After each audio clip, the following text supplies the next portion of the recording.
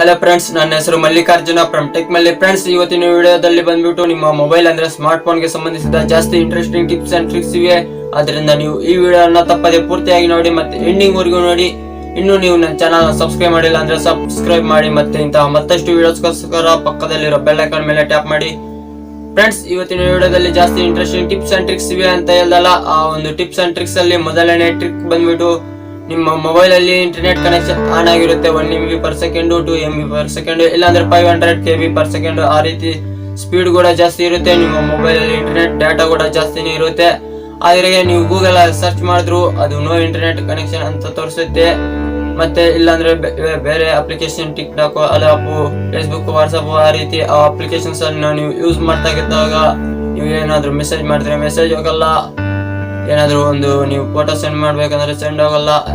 ಅದಕ್ಕೆಲ್ಲ main problem ಅಂದ್ರೆ ನಿಮ್ಮ ಮೊಬೈಲ್ ಒಂದು ಸ್ಲೋ ಆಗ್ತಾ ಇರುತ್ತೆ. ಅದಕ್ಕೆಲ್ಲ ಸ್ಲೋ ಆಗುವುದು, ಹೆಂಗ್ ಆಗೋದು ಆ ರೀತಿ ಪ್ರಾಬ್ಲಮ್ಸ್ ಇರುತ್ತೆ.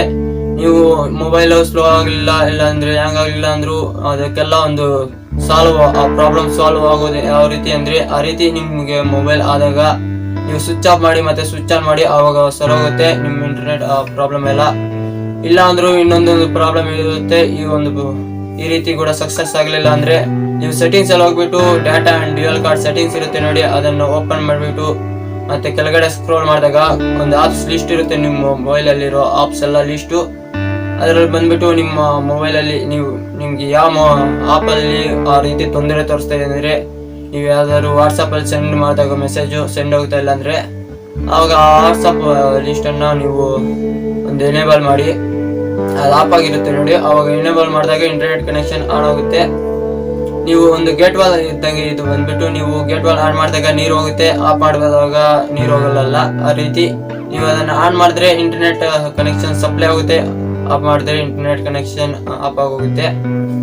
ಇದು ಬಂದ್ಬಿಟ್ಟು ನಿಮ್ಮ ಮೊಬೈಲ್ಗೆ ಸಂಬಂಧಿಸಿದ ಒಂದು ಮೊದಲನೇ ಟ್ರಿಕ್. ಈ ಟ್ರಿಕ್ ಅನ್ನ ನೀವು ಜಾಸ್ತಿ ಚೆನ್ನಾಗಿ ಯೂಸ್ ಮಾಡ್ಕೊಳ್ಳಿ. ನೀವು ಡೋಂಟ್ ವೇಸ್ಟ್ ದ ಟೈಮ್ ಅಂತ ಟೈಮಲ್ಲಿ ನಿಮ್ಮ ಮೊಬೈಲ್ ಕೆಟ್ಟೋಗಿದೆ ಆ ರೀತಿ ಅನ್ಕೋಬೇಡಿ.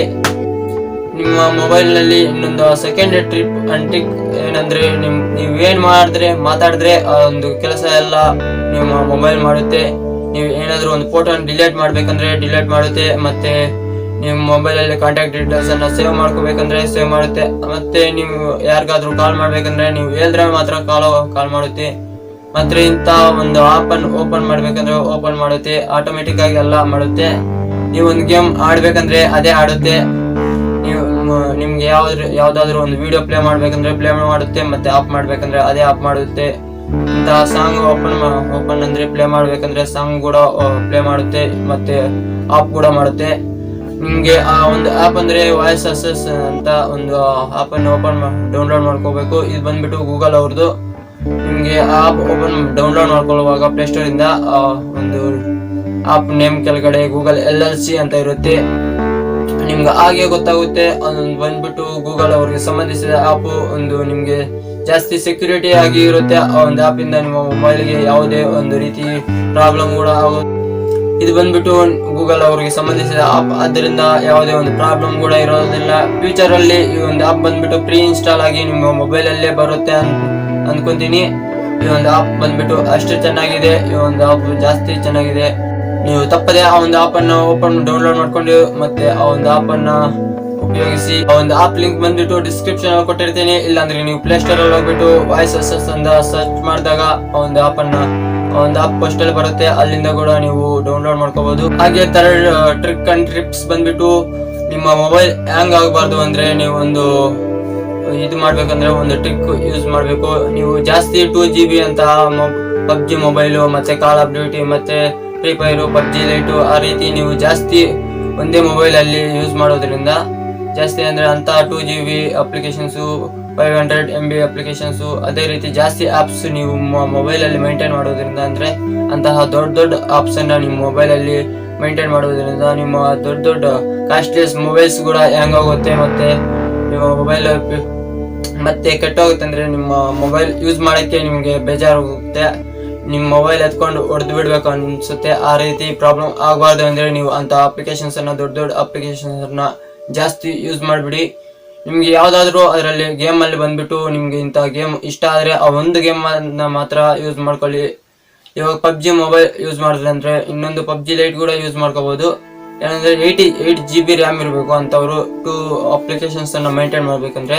ನಿಮ್ಮ ಹತ್ರ 4 GB ರ್ಯಾಮ್ ಮಾತ್ರ ಇದೆ ಅಂದ್ರೆ ನೀವು ಒಂದು ಆಪ್ ಅನ್ನು ಮಾತ್ರ ಮೇಂಟೈನ್ ಮಾಡಬೇಕು ಅಂತ ದೊಡ್ಡ ಆಪ್ಸ್ ಅಲ್ಲಿ. ಮಾತ್ರ ಚಿಕ್ಕ ಆಪ್ಸ್ 40 MB, ಒಂದು 15 MB ಆ ರೀತಿ ಇರುತ್ತೆ ನೋಡಿ, 70 MB ಆ ರೀತಿ ಆಪ್ಸ್ ಆದ್ರೆ ನೀವು ಎಷ್ಟು ಬೇಕಾದ್ರೂ ಮೇಂಟೈನ್ ಮಾಡ್ಕೋಬಹುದು. ಅದರಿಂದ ನಿಮ್ಮ ಮೊಬೈಲ್ಗೆ ಯಾವುದೇ ರೀತಿಯ ಪ್ರಾಬ್ಲಮ್ ಇರೋದಿಲ್ಲ. ಈ ಒಂದು ಟಿಪ್ಸ್ ಅನ್ನು ಯೂಸ್ ಮಾಡಿದೀರಾ ಅಂದ್ರೆ ನಿಮ್ಮ ಮೊಬೈಲ್ ಜೀವಿತದಲ್ಲಿ ಹ್ಯಾಂಗ್ ಆಗೋದು ಮಾತ್ರ ಹ್ಯಾಂಗ್ ಆಗೋದಿಲ್ಲ. ನೀವು ನೆಟ್ ಡೈಲಿ ಆನ್ ಮಾಡಿದ್ರೆ ಹ್ಯಾಂಗ್ ಆಗುತ್ತೆ ಅನ್ಕೊಂತ ಇರ್ತೀರಾ, ಆದ್ರೆ ನೆಟ್ ಆನ್ ಮಾಡೋದ್ರಿಂದ ನಿಮ್ಮ ಮೊಬೈಲ್ ಹ್ಯಾಂಗ್ ಆಗೋದು ಮಾತ್ರ ಹ್ಯಾಂಗ್ ಆಗೋದಿಲ್ಲ. ಏನಂದ್ರೆ ಮೊಬೈಲ್ ಚಾರ್ಜಿಂಗ್ ಮಾತ್ರ ಬೇಗ ಆಗೋಗ್ತಾ ಇರುತ್ತೆ. ಅದೇ ಒಂದು ಪ್ರಾಬ್ಲಮ್ ಬಂದ್ಬಿಟ್ಟು ನೆಟ್ ಆನ್ ಮಾಡಿದ್ರೆ ನಿಮ್ಮ ಮೊಬೈಲ್ ಹ್ಯಾಂಗ್ ಆಗೋದು ಮಾತ್ರ ಹ್ಯಾಂಗ್ ಆಗೋದಿಲ್ಲ.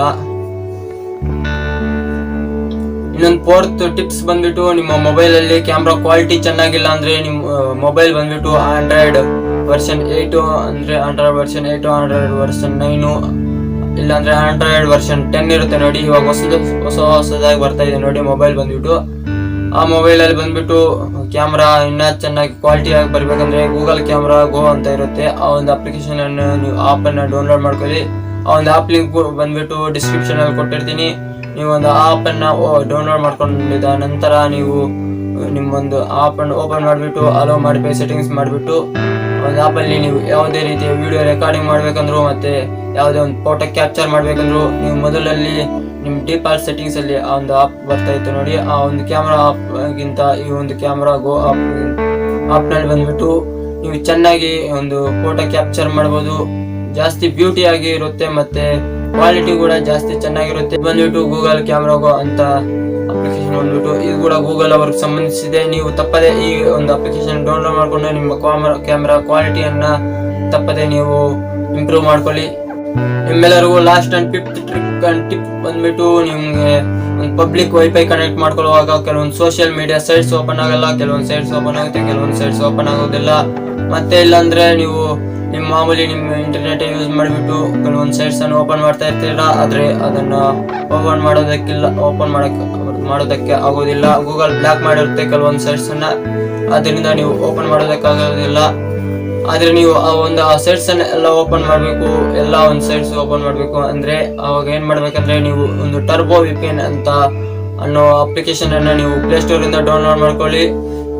ಆ ಒಂದು ಅಪ್ಲಿಕೇಶನ್ ಲಿಂಕ್ ಕೂಡ ಕೆಳಗಡೆ ಕೊಟ್ಟಿರ್ತೀನಿ. ಅದೊಂದು ಬಂದ್ಬಿಟ್ಟು ಜಾಸ್ತಿ ಜೆನ್ಯೂನ್ ನಿಮ್ಮ ಮೊಬೈಲ್ಗೆ ಯಾವುದೇ ರೀತಿಯ ಪ್ರಾಬ್ಲಮ್ ಇರೋದಿಲ್ಲ. ಪ್ಲೇ ಸ್ಟೋರ್ ಇಂದ ಇನ್ಸ್ಟಾಲ್ ಮಾಡ್ಕೊಂಡಿರ್ತೀರಲ್ಲ, ಅದರಿಂದ ನಿಮ್ಮ ಮೊಬೈಲ್ಗೆ ಯಾವುದೇ ರೀತಿಯ ಪ್ರಾಬ್ಲಮ್ ಆಗೋದಿಲ್ಲ.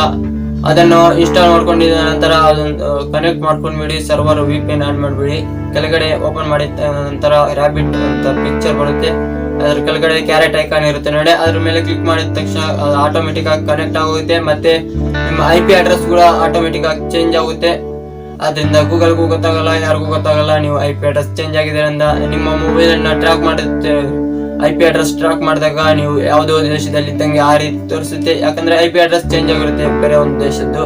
ಅದರಿಂದ ಅದೇ ರೀತಿ ನಿಮ್ಮ ಎಲ್ಲ ಸೈಟ್ಸ್ ಕೂಡ ಓಪನ್ ಆಗುತ್ತೆ ಈ ಒಂದು VPN ಅಪ್ಲಿಕೇಶನ್ ಅನ್ನ ಅದು ಆನ್ ಮಾಡಿಬಿಟ್ಮೇಲೆ. ಫ್ರೆಂಡ್ಸ್, ಇವತ್ತಿನ ವಿಡಿಯೋ ನಿಮ್ಗೆಲ್ಲರಿಗೂ ಜಾಸ್ತಿ ಇಷ್ಟ ಆಗಿರುತ್ತೆ ಅನ್ಕೊಂತೀನಿ. ಆದ್ರಿಂದ ನೀವು ಈ ವಿಡಿಯೋನ ತಪ್ಪದೇ ಲೈಕ್ ಮಾಡಿ, ಮತ್ತೆ ನನ್ನ ಚಾನಲ್ ಸಬ್ಸ್ಕ್ರೈಬ್ ಮಾಡಿ, ಮತ್ತೆ ಪಕ್ಕದಲ್ಲಿರೋ ಬೆಲ್ ಐಕಾನ್ ಮೇಲೆ ಟ್ಯಾಪ್ ಮಾಡಿ. ನಿಮ್ಮೆಲ್ಲರಿಗೂ ಈ ವಿಡಿಯೋ ಇಷ್ಟ ಆಗಿದ್ರೆ ಕಾಮೆಂಟ್ ಸೆಕ್ಷನ್ ಅಲ್ಲಿ ಕಾಮೆಂಟ್ ಮಾತ್ರ ಮಾಡಿ. ನೀವು ಲೈಕ್ ಮಾಡಿದಿರ ಇದ್ರೂ ಪರವಾಗಿಲ್ಲ, ಸಬ್ಸ್ಕ್ರೈಬ್ ಮಾಡಿಬಿಟ್ಟು ನನ್ನ ಕಾಮೆಂಟ್ ಸೆಕ್ಷನ್ ಅಲ್ಲಿ ಕಾಮೆಂಟ್ ಮಾಡಿ. ನನಗೂ ಗೊತ್ತಾಗುತ್ತೆ ನಿಮ್ಮ ಎಷ್ಟು ಜನಕ್ಕೆ ಈ ಒಂದು ವಿಡಿಯೋ ಇಷ್ಟ ಆಗಿದೆ ಅನ್ನೋದು. ನೀವು ಇಷ್ಟೊತ್ತವರೆಗೂ ನನ್ನ ವಿಡಿಯೋ ನೋಡಿದ್ದಕ್ಕೆ ಥ್ಯಾಂಕ್ ಯು ಫಾರ್ ವಾಚಿಂಗ್.